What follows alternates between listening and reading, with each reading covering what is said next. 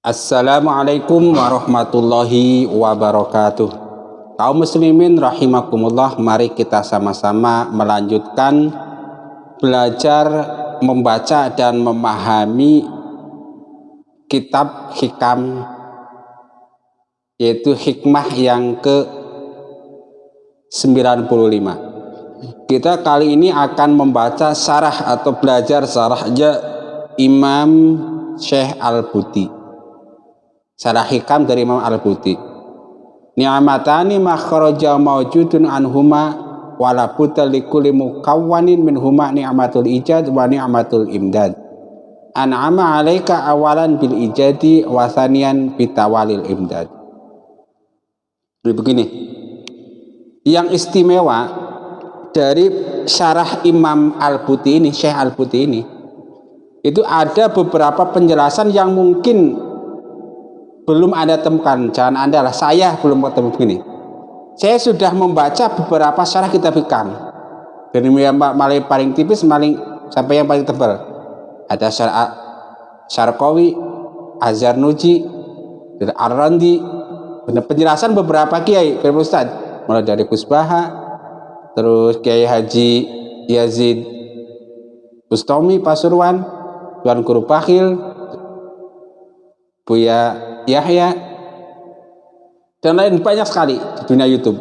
Kalau Anda cek ke YouTube kitab hikam hikmah ke-95 tentang nikmatul ijad dan nikmatul imdad, atau klik aja di YouTube nikmatul ijad dan nikmatul imdad, Anda akan mendapatkan penjelasan sangat banyak, dari mulai kiai-kiai debutan sampai kiai yang sudah kelas kaliber, dari mulai yang bukan kiai seperti saya, para YouTuber yang mulai belajar atau menjelaskan nikmatul ijad dan nikmatul imdad.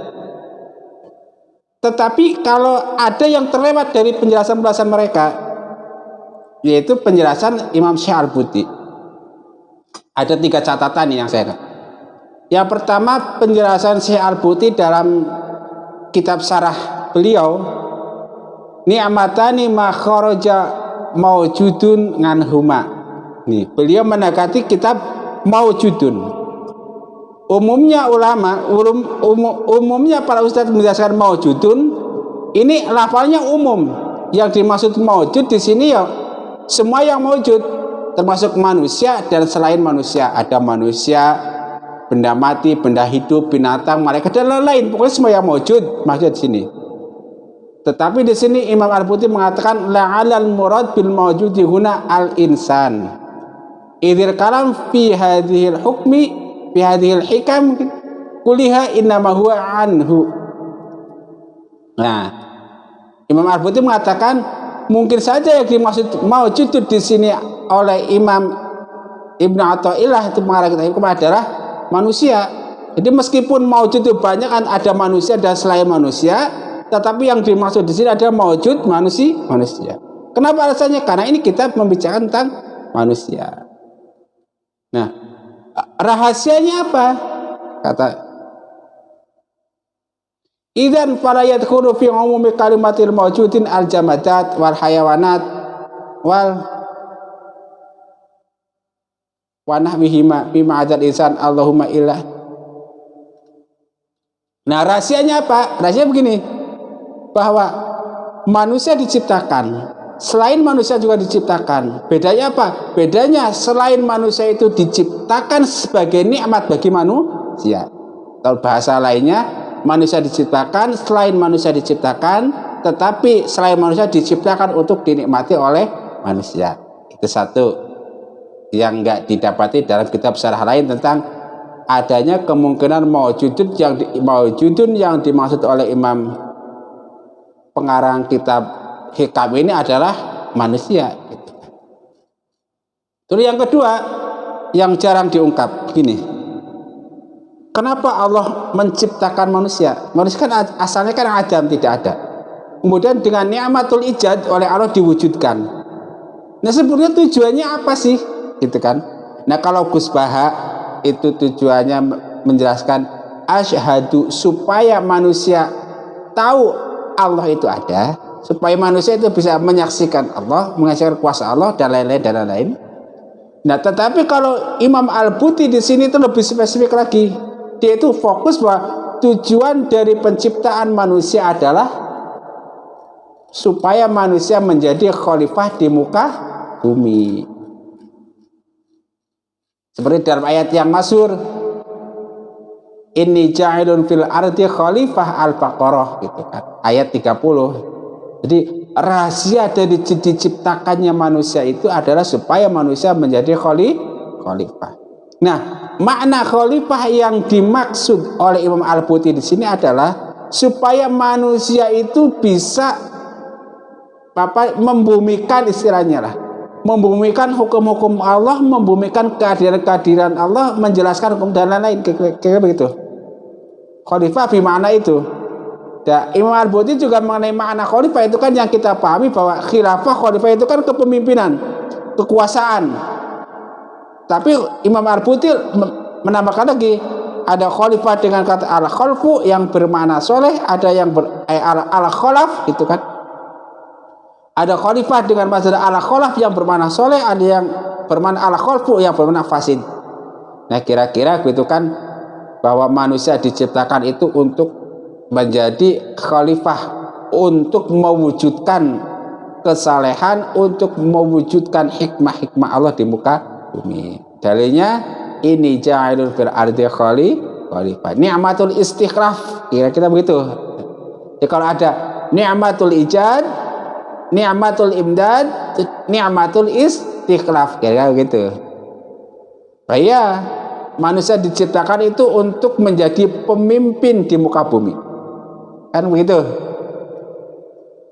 untuk menjadi pemimpin di muka bumi. Kalau yang lain diciptakan untuk dinikmati oleh manusia, manusia diciptakan untuk menjadi pemimpin mereka supaya terjadi intinya itu.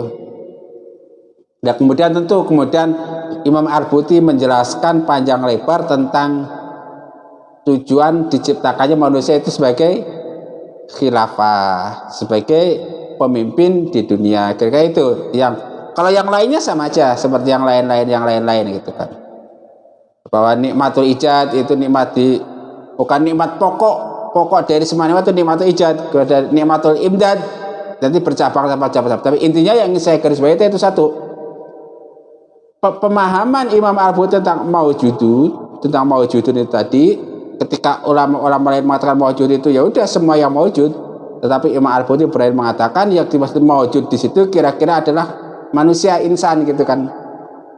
Nah, kemudian ketika yang lain seperti Gus Baha mengatakan tujuannya adalah supaya asyhadu, kemudian yang lain itu tujuannya supaya bersyukur. Nah, sementara Imam Al-Buti di sini adalah supaya istikhlaf. Jadi dengan kata lain begini, kita kan ini lagi ngomongin nikmat ya. Yang namanya nikmat itu pasti ada pemberi nikmat siapa, penerima nikmat siapa, kemudian nikmatnya apa.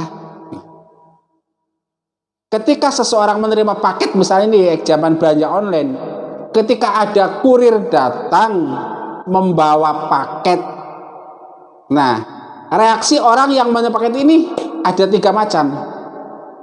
Kalau yang dijelaskan oleh Gus Baha langsung istilahnya menengadah, melihat siapa yang memberi nikmat ini. Allah, asyhadu berkata terus, asyhadu an la ilaha illallah, asyhadu anna Muhammad. Reaksi yang kedua yang dia lihat itu isi paketnya. Isi paketnya apa ini? Nggak peduli nih orang, yang penting dia lihat nikmatnya, isi paketnya apa. Nggak peduli siapa yang memberinya, nggak peduli untuk apa dia diberi, pokoknya udah nikmat aja ini kita nikmatin, kira-kira begitu. Reaksi pertama melihat siapa pemberi nikmat, reaksi kedua melihat apa isi nikmat itu paketnya, yang ketiga yaitu melihat ke depan. Kira-kira Allah memberi nikmat itu untuk apa? Kira-kira begitu. Nah itu Syekh Al-Buti. Sehingga ketika kita menggabungkan antara penjelasan Gus Baha, penjelasan Syekh Al-Buti, penjelasan ulama lain yang melihat nikmat syukur, itu masih komplit pemahaman tentang nikmat tadi ini.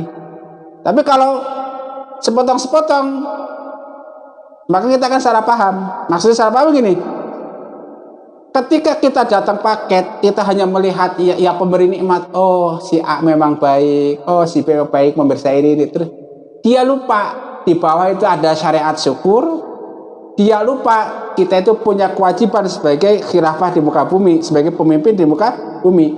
Nah karena dia tanggal terus dia lupa kewajiban memimpin bumi, kewajiban berdakwah amar ma'ruf, dan kewajiban bersyukur, sehingga apa? Akhirnya dia sesat. Jadi harus tahu ketika nikmat siapa yang pemberi, apa nikmat yang diberi, dan untuk apa dia diberi, ketika begitu. Pun sebaliknya, orang yang ketika diberi nikmat dia hanya melihat nikmat saja. Wah alhamdulillah ini punya mobil, buat tamasya ke sana ke sini kemari, wah dinikmati itu. Dia lupa siapa yang memberi, dia lupa untuk apa dia diberi, dan akhirnya dia juga dalam tanda petik sesat juga. Begitu sebaliknya, ketika dia menerima nikmat, yang dia lihat itu untuk apa nikmat nih?